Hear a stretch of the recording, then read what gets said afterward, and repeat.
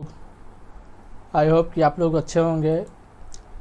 जैसा कि आप समझ सकते हैं कि आज हम लोग इस वीडियो में पढ़ने वाले हैं सेल के बारे में, जो कि क्लास 9 का एक टॉपिक है सीबीएसई का।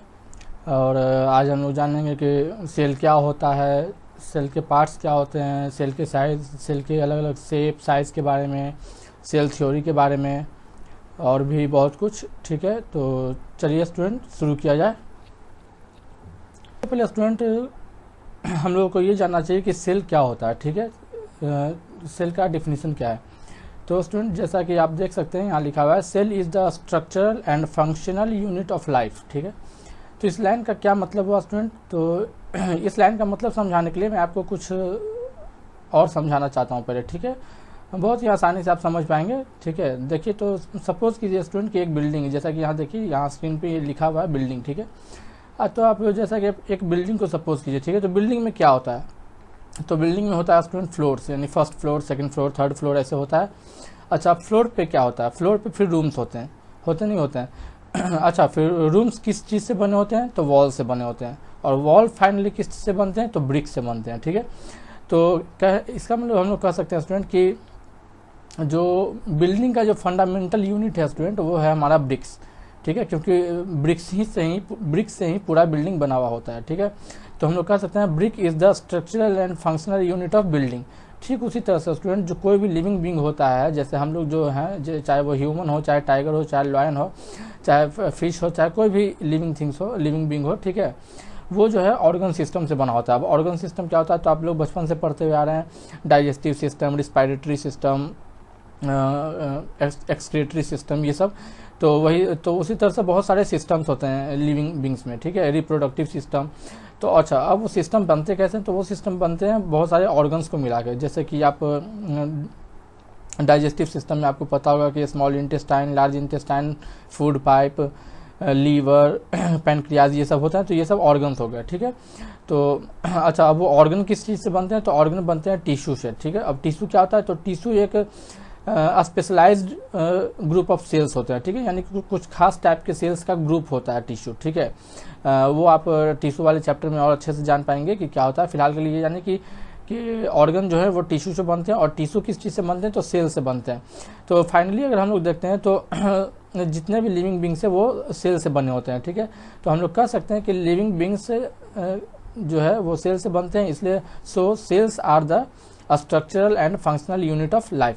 ठीक है, अच्छा, तो अब आप समझ रहे हो कि स्ट्रक्चरल एंड फंक्शनल यूनिट का मतलब हुआ कि दुनिया में जितने भी लिविंग बींग्स हैं वो किस चीज़ से बने हुए हैं, वो सेल से बने हुए हैं। ठीक है, उनके मतलब लिविंग बींग्स का स्ट्रक्चर हो चाहे उनका फंक्शन हो, वो सब किस चीज़ पर डिपेंड करता है, तो जिस सेल से वो बने हुए उस सेल पर डिपेंड करता है। ठीक है, अच्छा स्टूडेंट, चलिए अब हम लोग थोड़ा नीचे देखते हैं कि कुछ टर्म्स लिखे हुए हैं यहाँ।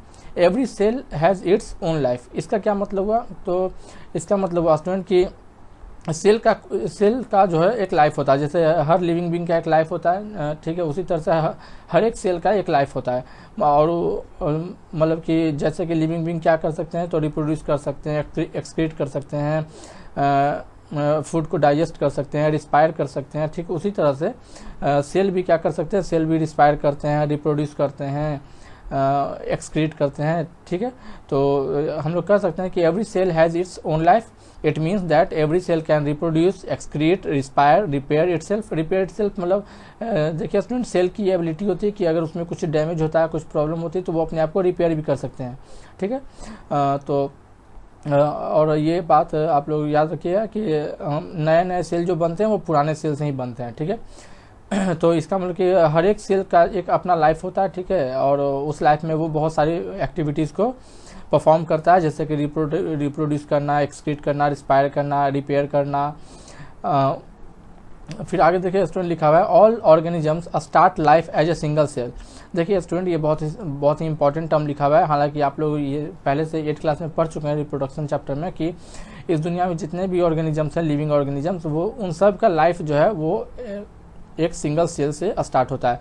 चाहे वो हम हो, आप हो, चाहे कोई टाइगर हो, डॉग हो, चाहे एलिफेंट हो, हर कोई जो है अब कभी ना कभी एक सिंगल सेल था। ठीक है, आप लोग एक क्लास 8 में पढ़ चुके होंगे कि जब कोई फर्टिलाइजेशन होता है तो सबसे पहले एक जाइगोट का क्रिएशन होता है। तो जाइगोट क्या होता है स्टूडेंट, जाइगोट एक सिंगल सेल होता है। ठीक है, जो मेल और फीमेल के फ्यूजन के बाद और फर्टिलाइजेशन के बाद बनता है। ठीक है, तो कहने का मतलब कि इस दुनिया में जितने भी लिविंग बींग्स है वो उन सब का लाइफ जो है वो स्टार्ट होता है एक सिंगल सेल से ही। ठीक है, मतलब वो कभी ना कभी वो अपने लाइफ में सिंगल सेल होंगे। कोई बड़ा कितना भी बड़ा डॉगी हो, एलिफेंट हो, चाहे वो व्हेल हो, हर कोई एक टाइम ऐसा है जब वो अपने लाइफ के शुरुआत में एक सिंगल सेल होता है। ठीक है, तो अब आप समझ रहे होंगे कि इस स्लाइड में मैं क्या बताना चाहता हूँ कि cell is the structural and functional unit of life, यानी कि लाइफ का जो स्ट्रक्चरल और फंक्शनल यूनिट है वो सेल है। यानी कि इस दुनिया में जितने भी लाइफ के फॉर्म्स हैं, चाहे वो एनिमल के हो चाहे प्लांट के हो, वो जो है सभी सेल के कारण ही पॉसिबल है। ठीक है, अच्छा स्टूडेंट, यहाँ पे अब हम लोग जानेंगे कि सेल के डिस्कवरी के बारे में कुछ। ठीक है, तो सबसे पहले एक मैं आपको बताना चाहता हूँ कि एक साइंटिस्ट थे या फिर बायोलॉजिस्ट भी उनको कह सकते हैं हम लोग, कि उनका नाम था रॉबर्ट हुक। ठीक है, रॉबर्ट हुक।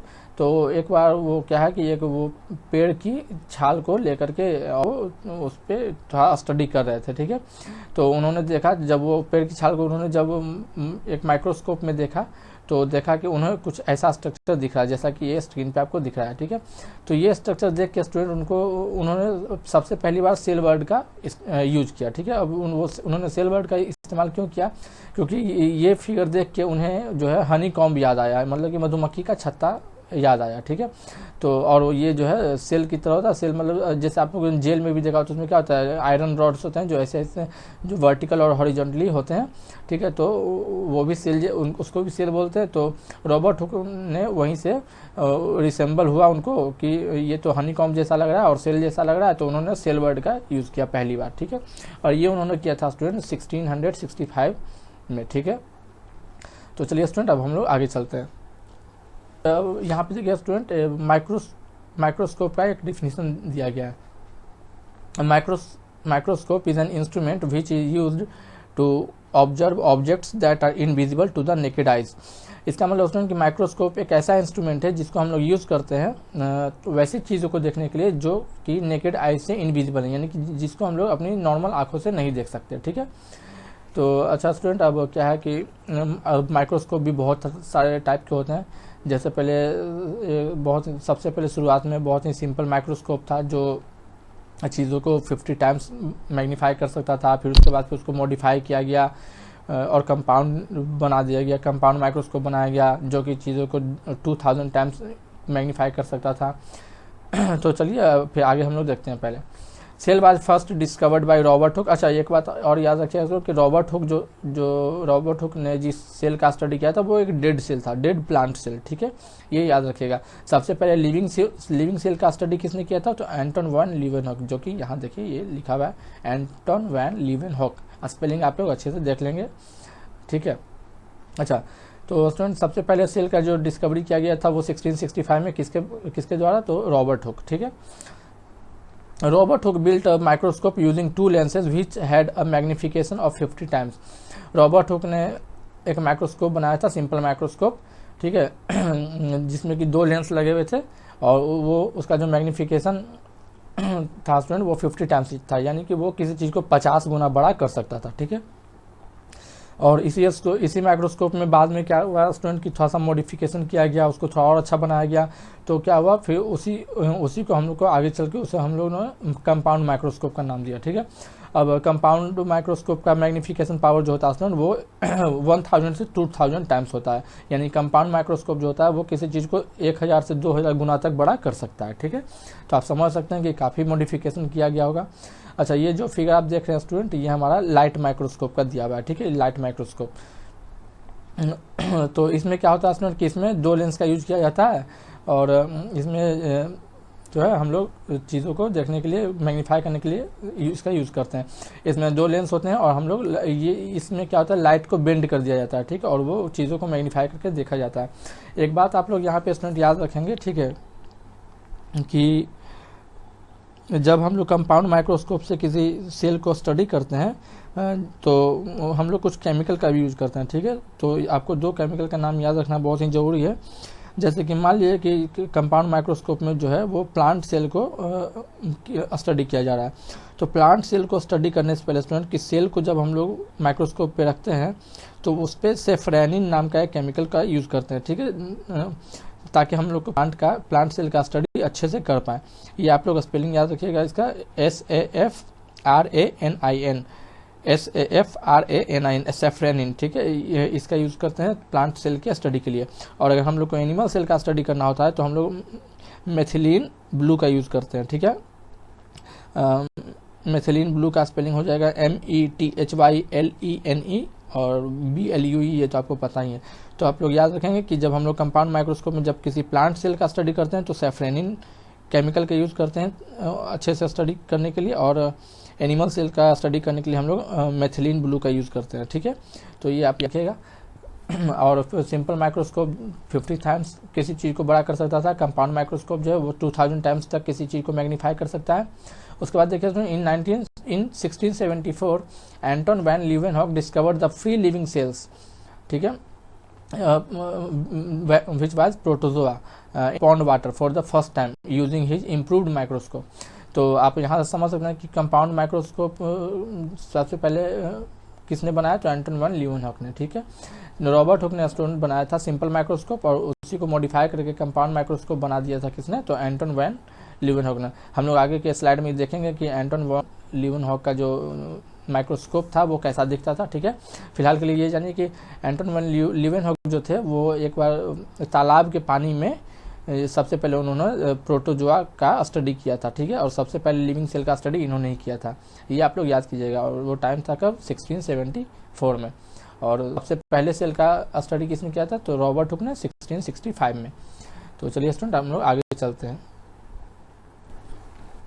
अब इसमें इस स्लाइड में स्टूडेंट हम लोग कुछ माइक्रोस्कोप के बारे में देखेंगे। जैसे कि देखिए यहाँ लिखा हुआ है रॉबर्ट हुक माइक्रोस्कोप। इसमें देखिए स्टूडेंट ये जो आप देख रहे हैं ये रॉबर्ट हुक का माइक्रोस्कोप है, ठीक है। हालांकि पिछले स्लाइड पे भी रॉबर्ट हुक का माइक्रोस्कोप पिछले स्लाइड में रॉबर्ट हुक माइक्रोस्कोप के बारे में बताया गया था।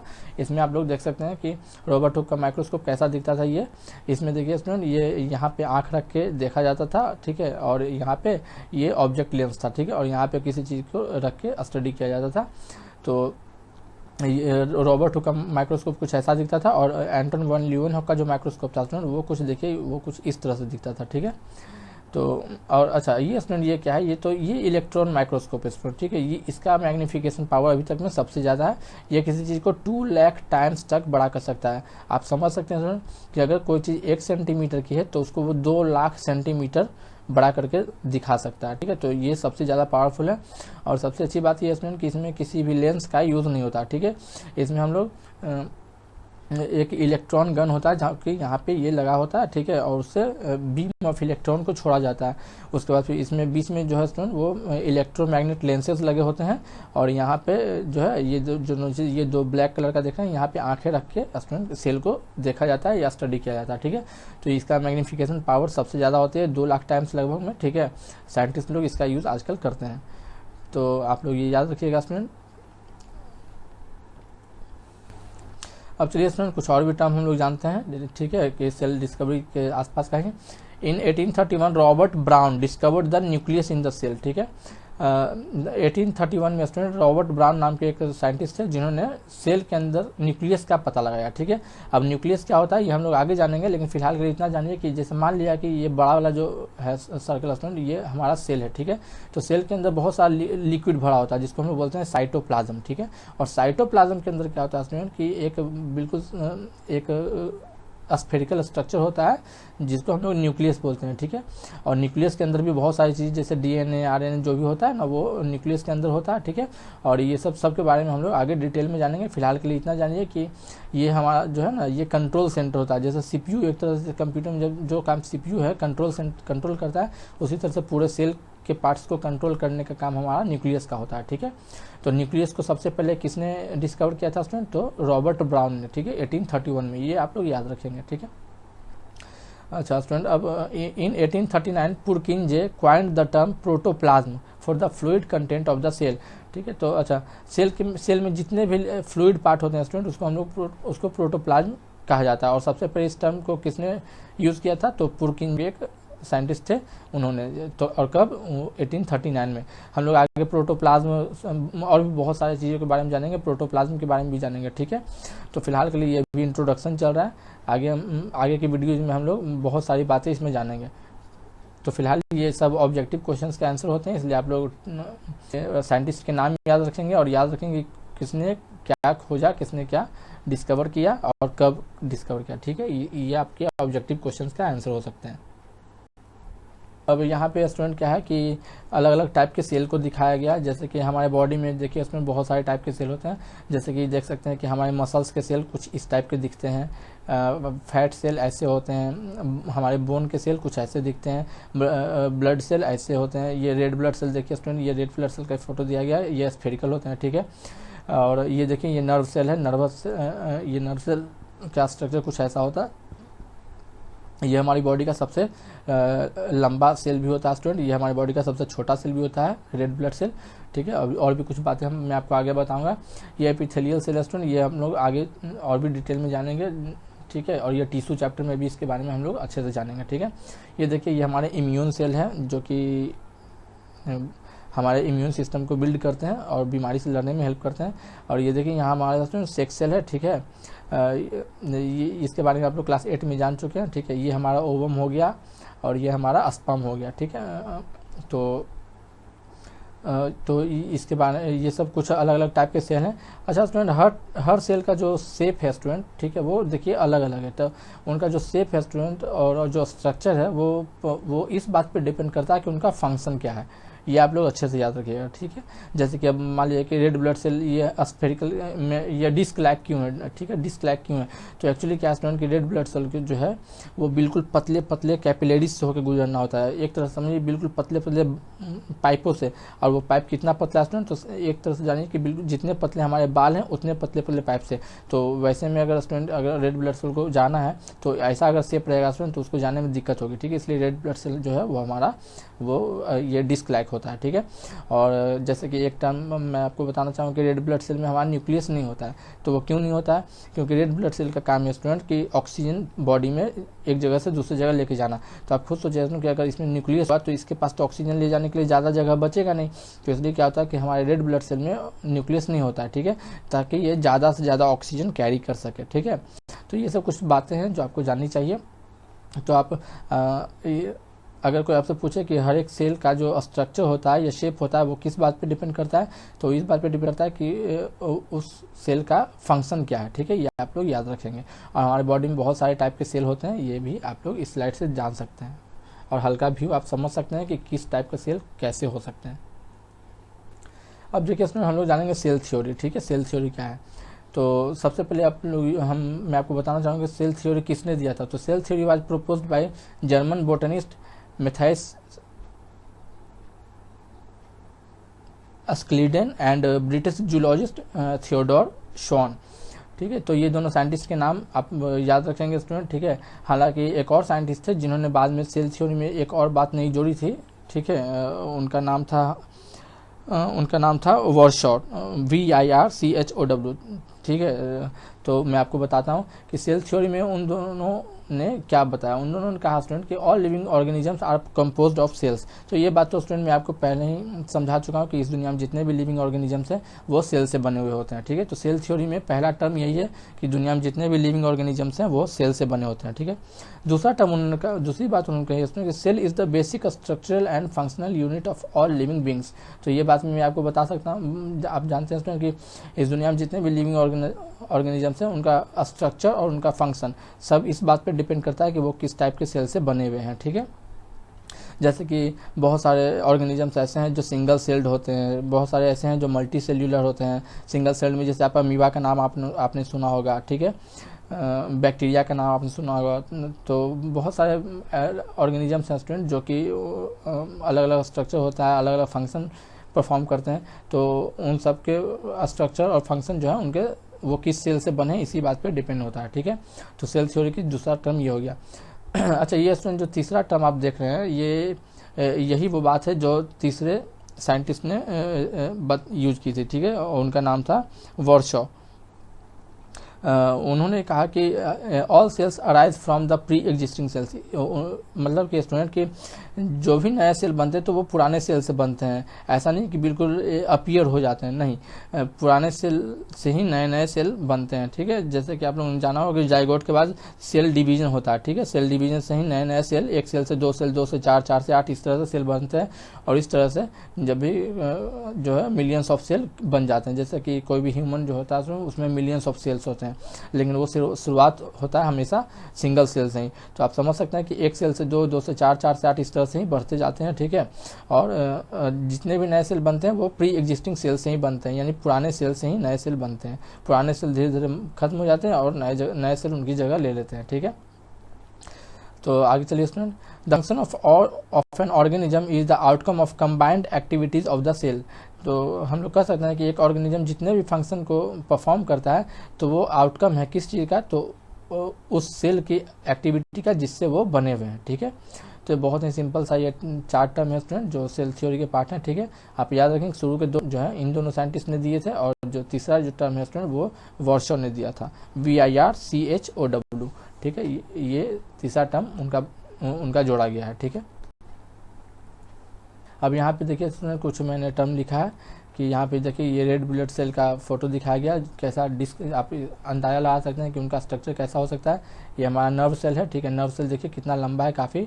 ठीक है, नर्व सेल में भी देखिए न्यूक्लियस हो सकता है, डेंड्राइट होते हैं, साइटोप्लाज्म इसमें भी होते हैं, सेल मेम्ब्रेन होते हैं। इस सब के बारे में हम लोग और भी ज़्यादा डिटेल में आगे की वीडियोज में जानेंगे। ठीक है, फिलहाल के लिए आप स्ट्रक्चर केवल देख लीजिए। चलिए यहाँ पे कुछ टर्म स्टूडेंट आपको जानना चाहिए। सिंगल सेल्ड ऑर्गेनिज्म, यानी कि ऐसा ऑर्गेनिज्म जिसमें केवल एक सेल होता है स्टूडेंट, केवल एक सेल। ठीक है, तो बैक्टीरिया और अमीबा इसका एग्जाम्पल है स्टूडेंट। मल्टी सेल्ड मतलब कि ऐसे ऑर्गेनिज्म जिसमें बहुत सारे सेल हो, तो इसका एग्जाम्पल्स दुनिया में जितने भी प्लांट और एनिमल्स हैं स्टूडेंट लगभग सभी इसमें आ जाते हैं, जैसे ह्यूमन हो गया, मैंगो हो गया, बहुत सारे हो गया। ठीक है, देखिए इसमें ये सब आप याद रखिएगा। स्मॉलेस्ट ह्यूमन सेल, यानी ह्यूमन सेल में सबसे स्मॉलेस्ट कौन सा होता है, तो रेड ब्लड सेल होता है। ठीक है, जैसा कि मैंने आपको अभी बताया था कि सबसे छोटा और ये डिस्क लाइक होता है। ठीक है, और इसमें न्यूक्लियस नहीं होता है क्योंकि इससे ज़्यादा से ज़्यादा ये ऑक्सीजन कैरी कर पाए इसलिए। Longest human cell, longest human cell मतलब कि ह्यूमन में जो जितने भी सेल्स हैं उसमें सबसे लंबा कौन सा सेल होता है, तो नर्व सेल होता है, जो कि यहाँ दिखाया गया। ये हमारा नर्व सेल का फोटो है स्टूडेंट। ठीक है, लार्जेस्ट सेल क्या होता है स्टूडेंट, तो लार्जेस्ट सेल मतलब बड़ा, सबसे बड़ा सेल, तो लार्जेस्ट सेल होता है ऑस्ट्रिच का एग। ठीक है, अब आप लोगों ने अगर नहीं देखा स्टूडेंट तो इस फिगर से आप लोग अंदाजा लगा सकते हैं कि देखिए ये हमारा जो है स्टूडेंट ये हेन का एग है। ठीक है, मुर्गी का अंडा है, आप लोगों ने मुर्गी का अंडा देखा है, और उसके सामने ये देखिए स्टूडेंट ऑस्ट्रिच का अंडा कितना बड़ा है। ठीक है, आप समझ सकते हैं कि कितने मुर्गी के अंडे मिलकर ये बनेंगे। ठीक है, ये हमारा ऑस्ट्रिच का एग है, ये हमारा एमू का एग है, और ये हमारा रिया का एग है। ठीक है, अलग अलग जो है बर्ड्स हैं। ठीक है, लेकिन ऑस्ट्रिच का अंडा का एग जो होता है वो सबसे लार्जेस्ट सेल है। ठीक है, अगर आप इसको हाथ में लेंगे तो पूरे हाथ में पूरा एक एग आ जाता है ये। ठीक है, और बहुत ही मजबूत होता है। ठीक है, तो लार्जेस्ट सेल हमारा ऑस्ट्रिच का एग हो जाता है। ठीक है, अब चलिए स्टूडेंट यहाँ पे क्या है कि कुछ सेल थ्योरी की कुछ एक्सेप्शंस हैं। ठीक है, जो मैं आपको बताना चाहूँगा, मतलब कि कुछ ऐसी भी चीज़ें ऑर्गेनिज्म है जो सेल थ्योरी को मतलब कि सेल थ्योरी जिन पे फिट नहीं हो पाती है। जैसे कि देखिए यहाँ लिखा हुआ है viruses are non cellular organisms, they do not, यहाँ पे दे होगा सुन गलती से वाई छूट गया, they do not perform any life activity, they can multiply only inside the living host by taking over their machinery. अच्छा, इस पूरा जो टर्म है इसका क्या मतलब है मैं आपको समझाता हूँ। वायरस क्या होता है स्टूडेंट, ये नॉन सेल्यूलर ऑर्गेनिज्म, यानी कि वायरस में क्या होता है ना स्टूडेंट कि मतलब कि सेल नहीं होते हैं। ठीक है, ये एक तरह से कहिए तो ये लिविंग और नॉन लिविंग थिंग के बीच के पार्ट है। ठीक है, के बीच माने जाते हैं।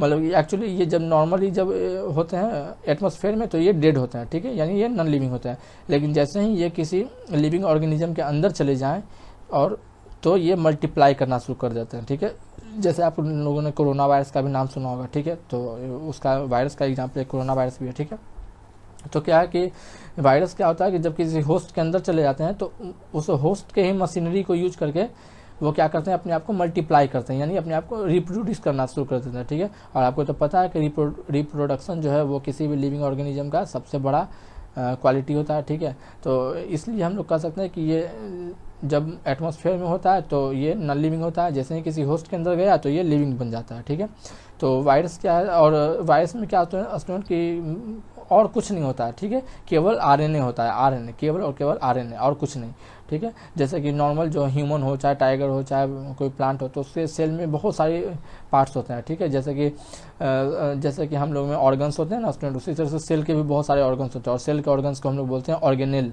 ठीक है, और बहुत सारे ऑर्गेनेल को बोलते हैं ऑर्गेनेल्स, ठीक है। तो जैसे कि उसी में माइटोकॉन्ड्रिया आता है, राइबोसोम आता है, एंडोप्लाज्मिक रेटिकुलम आता है, गोल्जी अपैरेटस आता है, ये सब के बारे में हम लोग आगे डिटेल में जानेंगे। लेकिन वायरस में ऐसा कुछ नहीं होता स्टूडेंट, ठीक है, केवल आरएनए होता है, और वो ऐसे नॉन लिविंग होता है, जैसे ही किसी होस्ट के अंदर जाएगा वो लिविंग की तरह अपने आप को रेप्लिकेट करेगा, अपने आप को मल्टीप्लाई करना शुरू कर देगा, ठीक है। और ये ज़्यादातर जो होता है बीमारी ही लाते हैं, ठीक है। उसी तरह से bacteria and blue green algae are non true cells, bacteria और ब्लू ग्रीन एल्गी को भी ट्रू सेल्स नहीं माना गया, ठीक है। They do not have nuclear membrane and cell organelle, इनमें भी क्या होता है स्टूडेंट कि न्यूक्लियर मेम्ब्रेन नहीं होता है, ठीक है। जैसे यहाँ पे देख सकते हैं आप, बैक्टीरिया का फोटो देख सकते हैं, इसमें क्या है कि न्यूक्लियस नहीं होता, ठीक है, और न्यूक्लियर मटेरियल होता है लेकिन न्यूक्लियस नहीं होता। न्यूक्लियर मटेरियल क्या होता है, ऐसे ही बिखरा पड़ा होता है, जैसे कि इसमें ये ब्लू कलर का देख सकते हैं आप, धागेदार धागा जैसा, ये जो है इसका न्यूक्लियर मटेरियल है जो ऐसा ही बिखरा पड़ा है, न्यूक्लियस नहीं है इसमें, ठीक है। तो इसको भी हम लोग ट्रू सेल्स नहीं मानते हैं, ठीक है। तो ये दोनों क्या है स्टूडेंट कि ये सेल थ्योरी के, इन दोनों पे सेल थ्योरी पूरी तरह से फिट नहीं हो पाती है, ठीक है। तो ये virus bacteria and blue green algae जो है वो एक्सेप्शंस हो गए हमारे सेल थ्योरी के। आज की इस वीडियो में बस इतना ही स्टूडेंट, आई होप कि आपको बहुत ही अच्छा लगा होगा। अब आगे की वीडियोज में और भी ज़्यादा हम लोग डिटेल में जानेंगे, तब तक आप अपना ख्याल रखिए, बाय।